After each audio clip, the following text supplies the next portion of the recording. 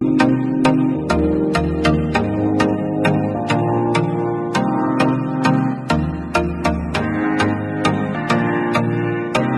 खास पलों को और भी खास बनाए श्री राजेश्वरी ज्वेलरी के साथ, जहां आपको हर त्योहार और हर ओकेजन्स के लिए मिलेगी खूबसूरत jewelleries.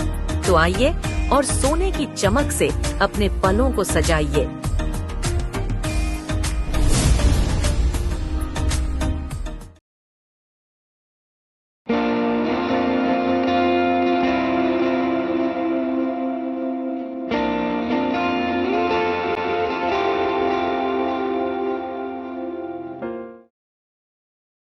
To stay with you, babe.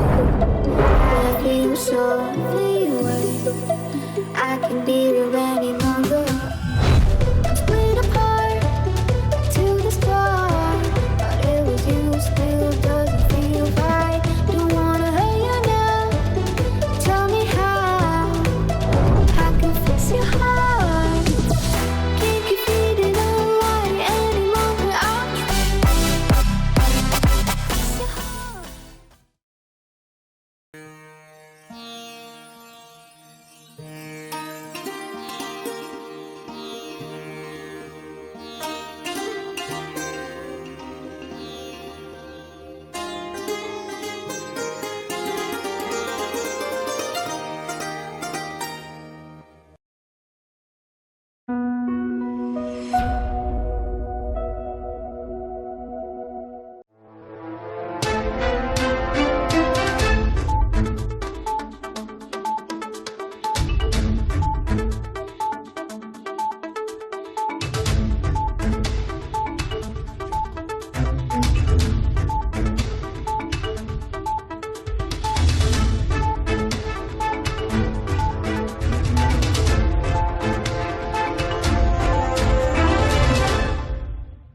नमस्कार, द्वीप दर्पण में आप सभी का स्वागत है।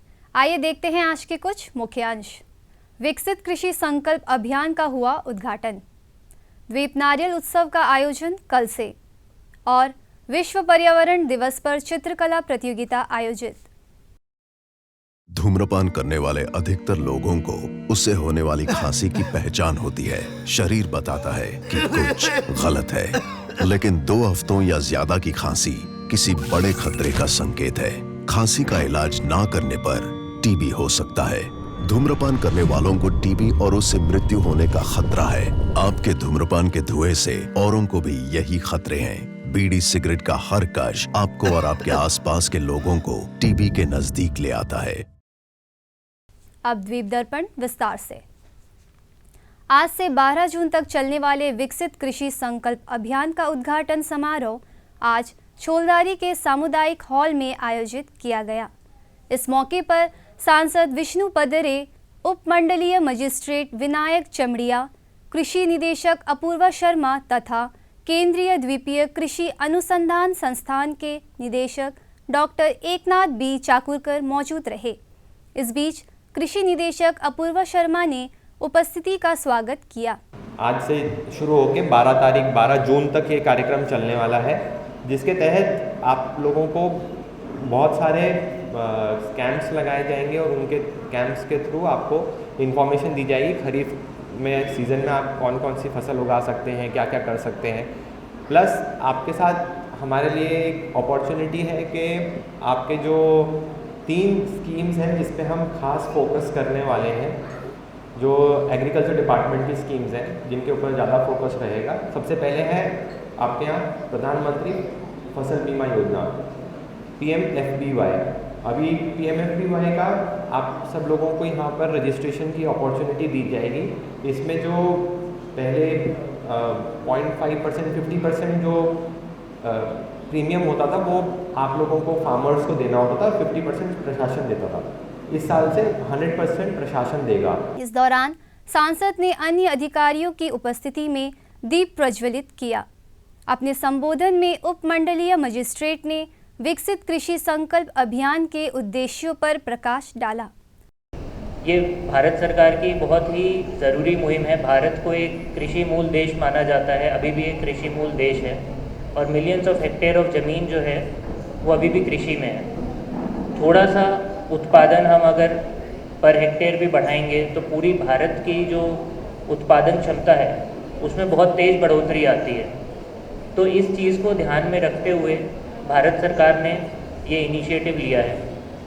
इसके अलावा एक कुल मिलाकर पूरा कॉम्प्रिहेंसिव डेवलपमेंट हो एग्रीकल्चर का, सिर्फ प्रोडक्शन बढ़ाने से मतलब नहीं, किसान की आय बढ़े और जो क्लाइमेट चेंज हो रहा है उसको भी किस तरीके से टैकल किया जाए, इन सारे इश्यूज़ पे डिस्कशन हो। इसके लिए एग्रीकल्चर की पूरी टीम, कैरी की टीम आपके साथ संवाद करेगी और आपके सारे इश्यूज़ को सॉल्व करेगी। जैसे कि डायरेक्टर साहब ने बताया कि 3 स्कीम्स पर फोकस रहेगा। उन स्कीम्स के साथ साथ फसल बीमा किसान, PM किसान स्कीम और जो भी स्कीम्स हैं उनके अलावा साथ साथ आपके पास फिशरीज़ का भी काउंटर लगेगा जिस पे आपको इन्फॉर्मेशन मिलेगी। ये सिर्फ इन्फॉर्मेशन के बारे में बात नहीं है, ये है कि हम इस मामले में क्या करना चाहते हैं। आज इस अभियान की शुरुआत चोलदारी से हुई, बहुत ही अच्छी चीज़ है क्योंकि मैं देखता हूँ कि एक जंगली घाट में मार्केट लगता है, कि यहाँ लगता है चोलदारी में। खुद कई बार आता हूँ चोलदारी मार्केट में, तो हम देखते हैं कि यहाँ पे एक वन ऑफ दोज प्लेसेस जहाँ पे एग्रीकल्चर लोग कर रहे हैं, अच्छा कर रहे हैं, फ्रेश वेजिटेबल्स अभी भी मिलती हैं। तो इट इज़ वेरी गुड कि यहाँ से हमारी शुरुआत हुई है। एग्रीकल्चर डिपार्टमेंट बहुत सारे ऐसे इनिशिएटिव्स ले रहा है जिससे किसानों की मदद हो जाए। इस मौके पर किसानों ने अपने अनुभवों को उपस्थिति के साथ साझा किया। एग्रीकल्चर डिपार्टमेंट से हमें बहुत ही ज़्यादा फ़ायदा मिलता है, जैसे कि हम लोग को हनी बी का ट्रेनिंग मिलता है बहुत ही ज़्यादा, क्योंकि हम लोग जो आशा करते हैं आशा से बहुत ज़्यादा मिलता है। जैसे कि अभी हनी बी का ट्रेनिंग मिला है, हनी बॉक्स समेत भी हम लोग को प्रोड्यूस किया गया है। ऊपर से आपका स्पाइसेस का ट्रेनिंग मिलता है, हम लोग उससे बहुत फ़ायदेमंद होते हैं। कार्यक्रम को सांसद ने भी संबोधित किया। केंद्रीय द्वीपीय कृषि अनुसंधान संस्थान के निदेशक ने किसानों से इस अभियान के तहत आने वाले सरकारी योजनाओं से लाभ उठाने का आग्रह किया। किसान भाइयों, ये जो अभियान का प्रोग्राम रखा था इसके पीछे 2-3 हेतु थे जो प्रोजे ने शुरू में ही बताया। एक तो डिपार्टमेंट की स्कीम्स आपको पता चले, दूसरी चीज़ नया रिसर्च, नया टेक्नोलॉजी क्या है, और उसके साथ एक बहुत ही महत्वपूर्ण हिस्सा था कि आपके प्रॉब्लम्स क्या है ये भी सुने, और वो सबसे अच्छी तरह से हो गया। आपकी तरफ से और सांसद जी की तरफ से जो भी मुद्दे उठाए गए हैं, डिपार्टमेंट और हम मिलके उसको जहां उचित जगह उसका संबोधन करना है लिखेंगे। इसका संज्ञान जरूर डिपार्टमेंट ले लेगा, मुझे पता है। आपकी बातें सुनने के बाद जो आपके असली मुद्दे हैं वो हमें समझ में आ गए, लेकिन हर चीज़ को जैसा प्रोजेक्ट ने बताया कुछ प्रोसीजर भी लगती है, वो प्रोसीजर कंप्लीट करेंगे, क्योंकि इस अभियान का मुख्य उद्देश्य है कि आपके जो दिक्कतें हैं दूर करना है। इस दौरान विकसित कृषि संकल्प अभियान वाहन को अधिकारियों की उपस्थिति में रवाना किया गया। जिला स्तर और यदि आवश्यक हो तो जिला स्तर पर जल उपयोग योजनाओं की तैयारी, खेत पर पानी की वास्तविक के तहत खेती योग्य क्षेत्र का विस्तार करना, पानी का सर्वोत्तम उपयोग करने के लिए उपयुक्त प्रौद्योगिकियों के माध्यम से जल संसाधन एकीकरण, वितरण करने और अवधि और सीमा दोनों। श्री विजयपुरम के VIP रोड स्थित प्रदर्शनी मैदान में कल से 2 दिवसीय द्वीप नारियल उत्सव का आयोजन किया जाएगा। सूचना प्रचार एवं पर्यटन सचिव ज्योति कुमारी ने इस उत्सव के आयोजन के बारे में जानकारी दी।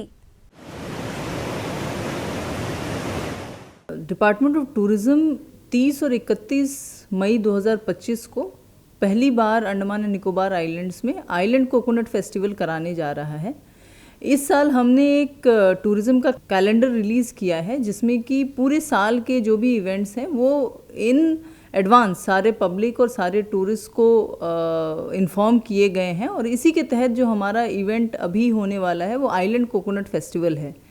अब जैसे कि हम द्वीप में जानते हैं कि कोकोनट जो है इकॉनमी का बहुत बड़ा साधन रहा है, खान पान का रहा है, ट्रेडिशनल मेडिसिन में इस्तेमाल होता रहा है, और भी बहुत सारे क्राफ्ट्स बनाने के लिए इस्तेमाल होता है। तो इस प्रोग्राम में के ज़रिए हम पूरे देश के जो भी मिनी इंडिया का कॉन्सेप्ट के अंतर्गत जो भी हमारे पास स्टेट्स के लोग हैं उनके कल्चर में कोकोनट किस तरीके से इस्तेमाल होता है, साथ ही ट्राइबल कल्चर में किस तरीके से इस्तेमाल होता है, और इसकी जो 3 रूप हैं कल्चर, कुजीन एंड क्राफ्ट, इनको हम एक्सप्लोर करेंगे। तो इस फेस्टिवल में कोकोनट एक बहुत ही सिंपल सा फ्रूट है, लेकिन उसके कितने रूप हो सकते हैं वो देखने का अवसर पर्यटकों को और लोकल लोगों को मिलेगा। तो मैं आप सभी लोगों से आग्रह करती हूँ कि इस फेस्टिवल में आकर के इस वर्सेटाइल फ्रूट के जितने भी रूप हो सकते हैं, जितना भी रोल हमारी लाइफ में इस पेड़ और इसके जितने भी प्रोडक्ट्स हैं वो हमारे लाइफ में इसका रोल रखते हैं, उन सब का आनंद लें। इसमें बहुत अवेयरनेस की भी गुंजाइश है और बहुत सारे ऐसे रिचुअल्स जो हम आमतौर पर नहीं देखते हैं और शायद जो यंगर जनरेशन को इनके बारे में बहुत नहीं पता होता है वो भी इसमें विजिबल रहेगा। तो आप सभी लोग इसमें आएँ और इस फेस्टिवल को और इसके जो बहुत सारे रूप हैं इनका लाभ उठाएं और इसको सक्सेसफुल बनाएं। Island coconut festival ITF ground पर ऑर्गेनाइज किया जा रहा है, जिसमें प्राइवेट लोगों ने भी अपने स्टॉल्स लगाए हैं। ट्राइबल वेलफेयर डिपार्टमेंट का स्टॉल भी लगा हुआ है। बाकी जो भी रूरल वेलफेयर डिपार्टमेंट SHGs हैं जिनके भी क्राफ्ट्स और हैंडीक्राफ्ट्स के प्रोडक्ट्स हैं उनकी भी स्टॉल्स लगी हुई है। तो ये सारे स्टॉल्स आपको एक बहुत ही कॉम्प्रिहेंसिव तरीके से कोकोनट फ्रूट के बारे में बताएंगे और उनके डिफरेंट रोल्स के बारे में बताएंगे। तो ये ITF ग्राउंड पर आप लोग 30 और 31 मई को आकर के इसका लाभ उठाएं। पर्यटन सचिव ने आज शाम ITF मैदान का दौरा किया, जहां आइलैंड नारियल उत्सव 2025 के उद्घाटन से पहले अंतिम तैयारियां जोर शोर से चल रही है। पर्यटन निदेशालय द्वारा आयोजित इस उत्सव को भव्य और सफल बनाने के लिए सचिव ने सभी तैयारियों का बारीकी से निरीक्षण किया।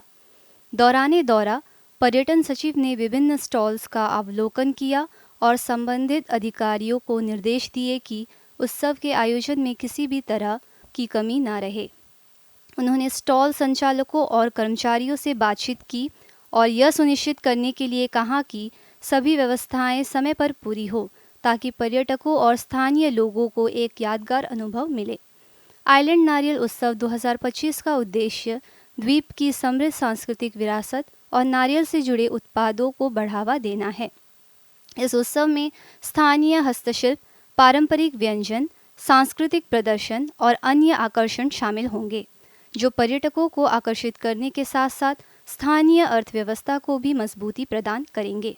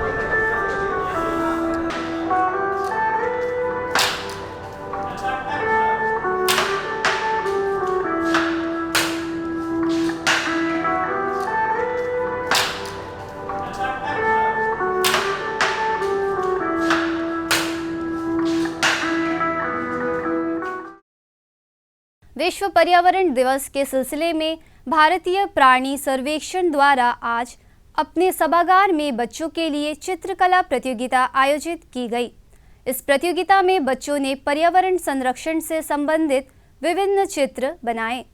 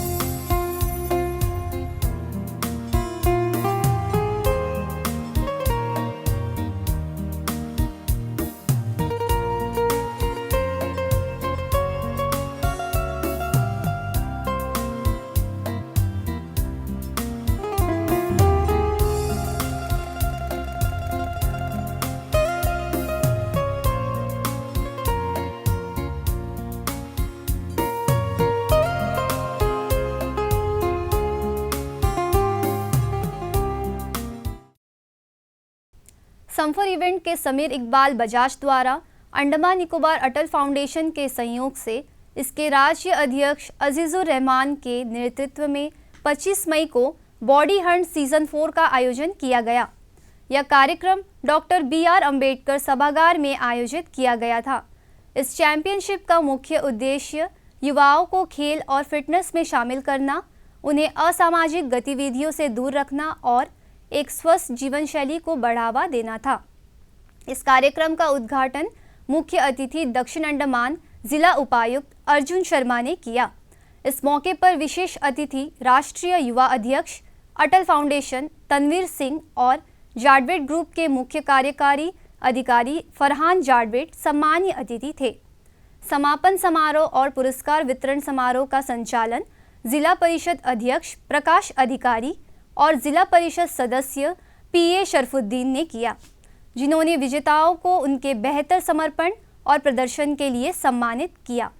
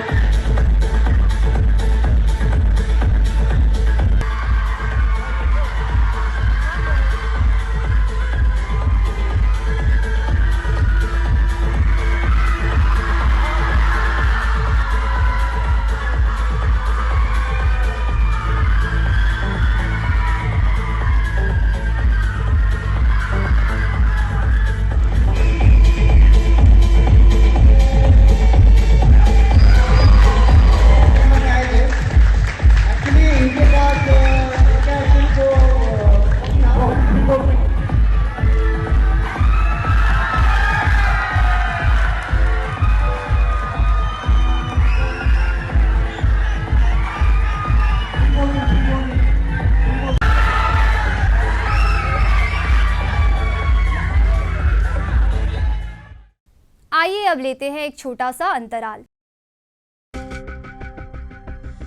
क्या आप जानते हैं कि HIV पॉजिटिव लोगों के मानवाधिकारों और वैधानिक अधिकारों की सुरक्षा के लिए अब देश में एक नया कानून है, HIV and AIDS prevention and control act 2017।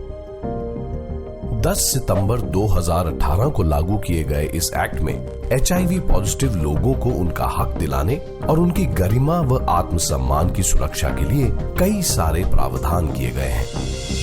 इस एक्ट के द्वारा सुनिश्चित किया जाता है कि HIV पॉजिटिव लोगों के साथ किसी भी तरह का भेदभाव न किया जाए। किसी भी इंसान को उसका HIV स्टेटस बताने के लिए मजबूर नहीं किया जाए। इस एक्ट की वजह से अब किसी को भी नौकरी पर रखने से पहले उसका HIV टेस्ट कराना या HIV स्टेटस पूछना और बताने के लिए दबाव बनाना दोनों कानूनन अपराध हैं। किसी भी इंसान की HIV टेस्ट के समय प्री और पोस्ट HIV काउंसलिंग करना जरूरी है और साथ ही उसकी सूचित सम्मति लेना भी जरूरी है। चूंकि HIV रक्त या रक्त उत्पादों से फैलने वाला संक्रमण है, इसलिए स्वास्थ्य संस्थानों में HIV संक्रमण का खास खतरा बना रहता है। सुरक्षित कार्यस्थल बनाने के लिए इन संस्थानों जैसे कि अस्पताल इत्यादि जहां HIV संक्रमण फैलने का खतरा है, वहां खास सावधानी बरती जाए।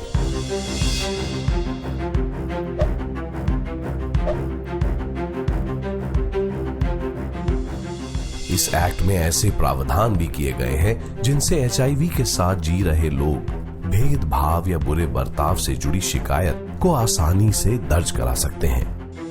इन शिकायतों के निवारण के लिए हर राज्य में कम से कम एक लोकपाल की नियुक्ति होगी। साथ ही साथ हर संस्थान जहां 100 से अधिक लोग काम करते हैं, एक कंप्लेंट ऑफिसर, और हर स्वास्थ्य संस्थान जहां 20 या अधिक लोग काम करते हैं, वहां भी एक कंप्लेंट ऑफिसर होना जरूरी है। अगर कोई व्यक्ति HIV संक्रमित व्यक्ति के साथ नफरत, भेदभाव या हिंसक व्यवहार करता है तो उस व्यक्ति को कम से कम 3 महीने से लेकर 2 साल तक जेल या 1 लाख रुपए तक जुर्माना या दोनों भरना पड़ सकता है। साथ ही लोकपाल के ऑर्डर्स का पालन न करने पर 10,000 तक जुर्माना भरना पड़ सकता है और कानूनी कार्यवाही की गोपनीयता में विच्छेद करने पर 1 लाख तक का जुर्माना भरना पड़ सकता है। तो अब बताइए, आपने HIV एंड एड्स एक्ट 2017 के बारे में ढंग से जाना क्या? अपने अधिकारों की पूरी जानकारी लेकर सही किया क्या? HIV एंड एड्स एक्ट 2017 से जुड़ी अधिक जानकारी के लिए आज ही www.nacv.in पर जाएं।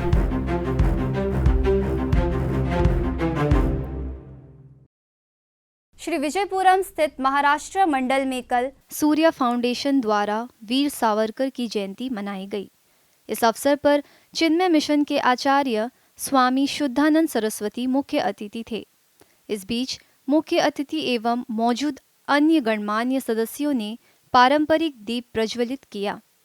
समारोह में स्वामी शुद्धानंद सरस्वती के साथ साथ महाराष्ट्र मंडल से जुड़े सदस्यों ने महान स्वतंत्रता सेनानी वीर सावरकर के बलिदानों और योगदानों पर प्रकाश डाला। की सावरकर सोडून आणि इथं काही आढळलंच नाही। म्हणजे सकाळी आम्ही म्युझियममध्ये गेलो आणि तिथे गेल्यानंतर एक गोष्ट लक्षात आली की आम्ही जिथे जिथे गेलो तिथे सावरकरांची गाणी आम्ही म्हटली। आपले सगळे आर्टिस्ट म्युझिकल इन्स्ट्रुमेंट इथे वापरू आपण, पण आम्ही तिथे म्हटली तर लोक धावून आले।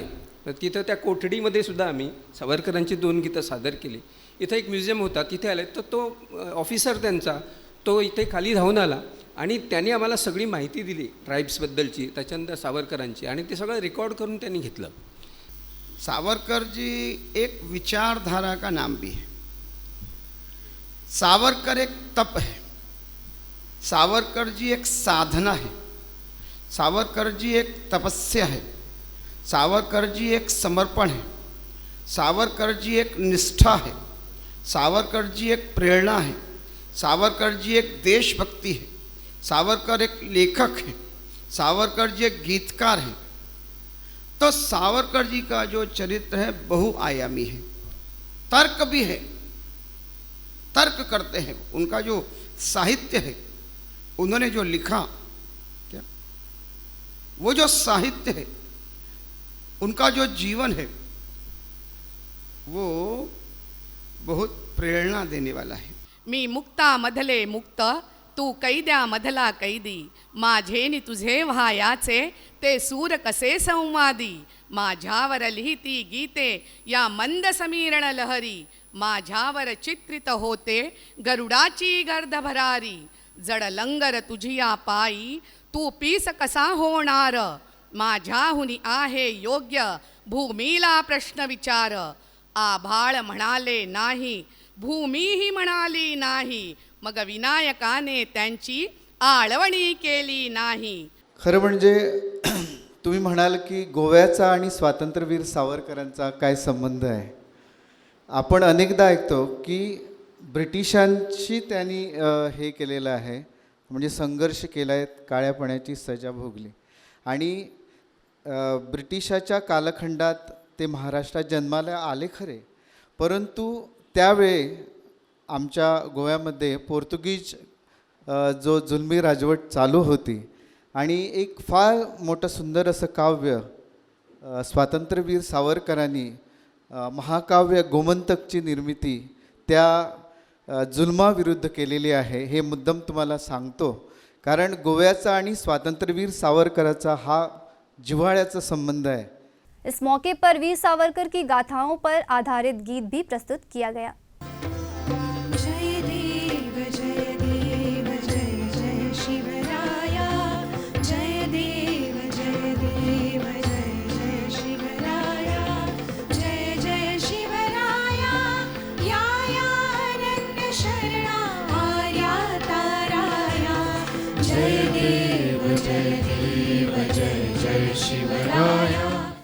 हर्निया और उसका उपचार विषय पर दूरदर्शन केंद्र श्री विजयपुरम कल doctor speak live phone in कार्यक्रम का प्रसारण करेगा।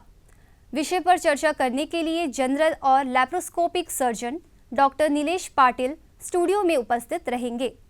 दर्शक फोन नंबर 03192244745 और 245662 पर कॉल कर डॉक्टर से प्रश्न पूछ सकते हैं। कार्यक्रम का प्रसारण कल शाम 5:30 बजे से 6 बजे के बीच होगा। 24 और 25 मई को नई दिल्ली के त्यागराज स्टेडियम में आयोजित दूसरे new Delhi open international federated Blitz और रैपिड शतरंज टूर्नामेंट में विभिन्न श्रेणियों में युवा शतरंज प्रतिभाओं ने रोमांचक खेल दिखाया। कार्मल सीनियर सेकेंडरी स्कूल के जिनसन सैम्यूल ने अंडर 8 बॉयज ब्लिट्स श्रेणी में पहला स्थान हासिल करके प्रभावशाली प्रदर्शन किया। युवा प्रतिभा ने रैपिड प्रारूप में भी अपने कौशल का प्रदर्शन किया और अंडर 8 लड़कों के श्रेणी में 8वां स्थान हासिल किया। Vitala public school Hope Town Bamboo Flat की प्रिया सिंह ने भी अंडर 12 गर्ल्स फ्रिट्स में श्रेणी में 7वां स्थान हासिल करके प्रशंसा हासिल की। इस टूर्नामेंट में लगभग 660 खिलाड़ियों ने भाग लिया, जिससे यह एक अत्यधिक प्रतिस्पर्धी आयोजन बन गया, जिसमें बड़ी संख्या में प्रतिभाशाली प्रतिभागी शामिल हुए। आइए अब लेते हैं एक छोटा सा अंतराल।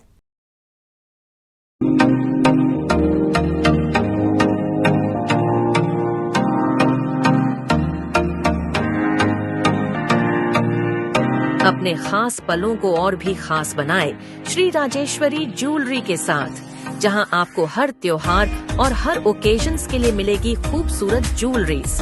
तो आइए और सोने की चमक से अपने पलों को सजाइए।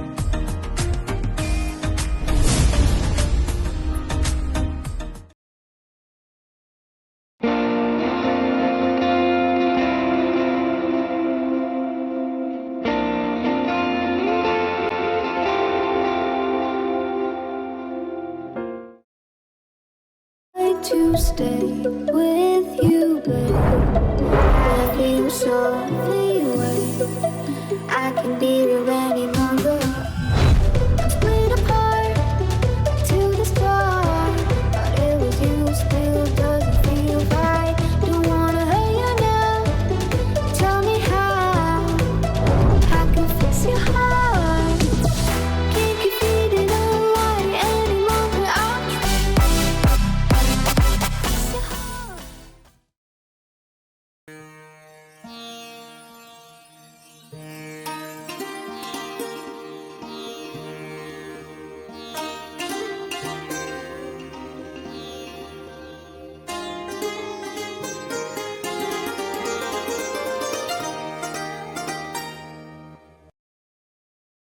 हेलीकॉप्टर सेवा कार्यक्रम के अनुसार PH-1 हेलीकॉप्टर कल श्री विजयपुरम से सुबह 7:30 बजे कार निकोबार के लिए उड़ान भरेगा और यह हेलीकॉप्टर कार निकोबार से चावरा के लिए सुबह 9 बजे परिचालित होगा तथा चावरा से तेरेसा के लिए सुबह 9:35 पर उड़ान भरेगा और तेरेसा से कचाल के लिए सुबह 9:50 पर, कचाल से कमोटा के लिए 10:15 पर तथा कमोटा से कार निकोबार के लिए 10:35 पर और कार निकोबार से श्री विजयपुरम के लिए इसकी वापसी उड़ान दिन में 11:30 पर होगी।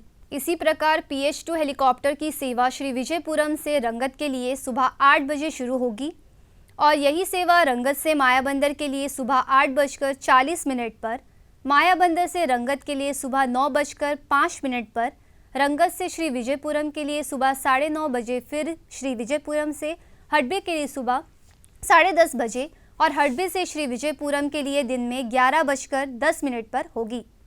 वही PH-3 श्री विजयपुरम से डिगलीपुर के लिए सुबह 9 बजे परिचालित होगा और डिगलीपुर से श्री विजयपुरम के लिए सुबह 10 बजे वापसी उड़ान भरेगा। श्री विजयपुरम से कार निकोबार के लिए दिन में 11:30 बजे परिचालित होगा और कार निकोबार से श्री विजयपुरम के लिए इसकी वापसी उड़ान दोपहर 1 बजे होगी। PH-4 की सेवा सुबह 8:30 बजे श्री विजयपुरम से कार निकोबार के लिए शुरू होगी और कार निकोबार से श्री विजयपुरम के लिए वापसी उड़ान सुबह 10 बजे होगी। श्री विजयपुरम से स्वराज द्वीप के लिए शाम 3 बजे, स्वराज द्वीप से शहीद द्वीप 3:25 पर तथा शहीद द्वीप से श्री विजयपुरम के लिए इस हेलीकॉप्टर की वापसी उड़ान 3:45 पर होगी। अंत में मुख्य अंश एक बार फिर। विकसित कृषि संकल्प अभियान का हुआ उद्घाटन। द्वीप नारियल उत्सव का आयोजन कल से और विश्व पर्यावरण दिवस पर चित्रकला प्रतियोगिता आयोजित। इसी के साथ ही आज का यह द्वीप दर्पण कार्यक्रम यहीं पर समाप्त होता है। नमस्कार।